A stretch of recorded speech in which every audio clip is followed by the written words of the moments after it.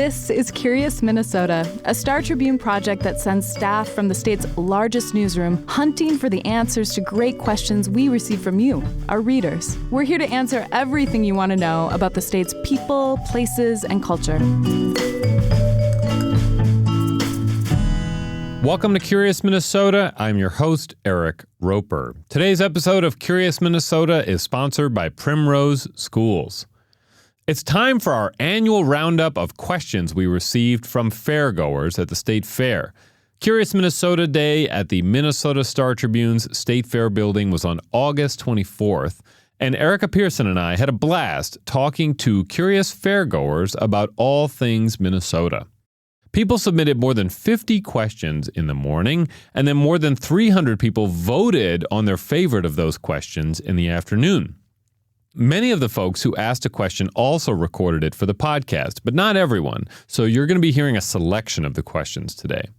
Now, I know these annual State Fair episodes are sort of unfocused, and, we don't really discuss any one thing in particular, but I think it's a fun chance to tap into the zeitgeist of the Minnesota State Fair and hear what's on people's minds. We'll be doing articles and podcasts on the winning questions in the coming weeks and months. Okay, let's get started.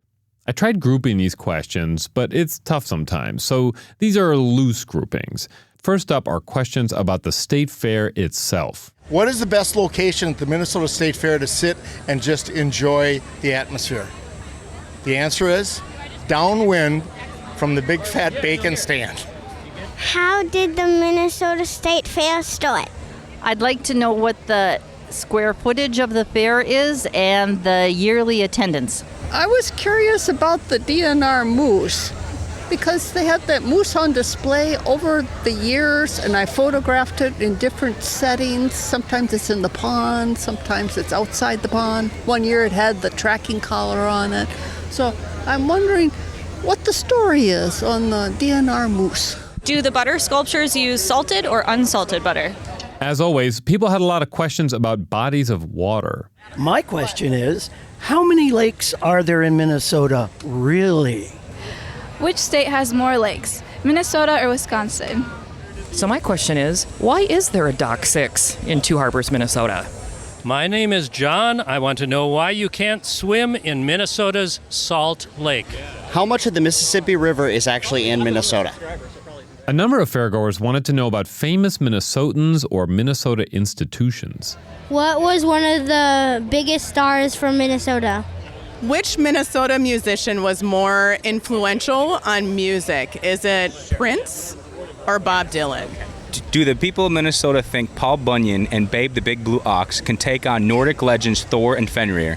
What is the history of the Mayo Clinic in Rochester, and how did it become the top hospital in Minnesota?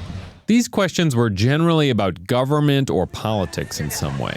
Are we really Canadian? Why does Minnesota have DFL instead of just the Democratic Party? I was curious to know what is the smallest town in Minnesota with a mayor? What are Minnesota's weirdest laws and the stories of how they came about? What made the loon the Minnesota state bird? We'll be right back.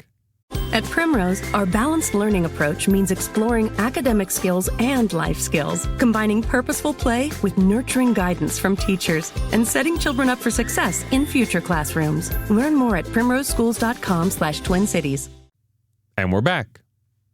Other fairgoers wanted to know about geography. How many ghost towns are there in Minnesota? Where exactly is up north? And these last questions weren't easily categorized, so this is sort of the miscellaneous round. Did Ron Gant overrun first base in Game 2 of the 1991 World Series, or was he pulled off by Kent Herbeck?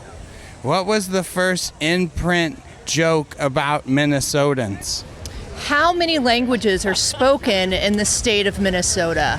Why do the radio stations in Minnesota have both beginning call letters of both W and K? What's the coldest Minnesota has ever gotten? Okay, now for the results. Here are the questions that won the most votes on the 24th.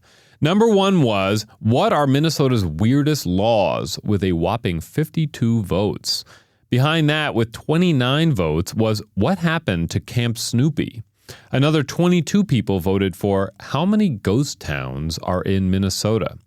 Listen to the podcast and read the Curious Minnesota column for upcoming stories on those and other winning questions from our event. Curious Minnesota publishes online every Friday at startribune.com and on Sundays in print. And just to note that we have written articles about the number of lakes in Minnesota versus Wisconsin, the backstory behind the Democratic Farmer-Labor Party, and the Mayo Clinic. And I will link to those articles in the show notes. Okay, that's it for today's show. Thanks, as always, to Matt Gilmer for editing this podcast. Got feedback for us or a question you'd like us to tackle? Send us a note at curious@startribune.com. And if you're enjoying this show, please tell a friend about it. Thanks. Thanks for listening to Curious Minnesota. We want to hear from you. Ask questions and read more stories online at startribune.com/curious. Our show is recorded at the Star Tribune's headquarters in beautiful downtown Minneapolis, and our music is produced by Matt Gilmer. If you like the show, please rate us on iTunes or leave a review. And until next time, stay curious.